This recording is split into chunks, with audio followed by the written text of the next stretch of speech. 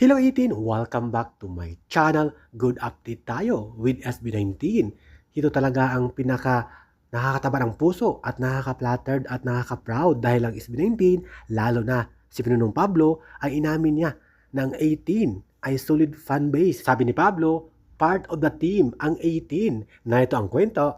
We're asking how many are we in the team? They're part of our team. Yeah, Because it's like they're the ones marketing us and different people. Promoting. Whenever we perform outside of the country, they try to like talk to people, give flyers Yeah. and brochures. Who are these people? They give the information about SB19, and that's really amazing. That's why Josh said that they're really dedicated fans. and it's all voluntary too. You Yeah. guys never ask them to do anything, and Yes. they just do it on the spot as well.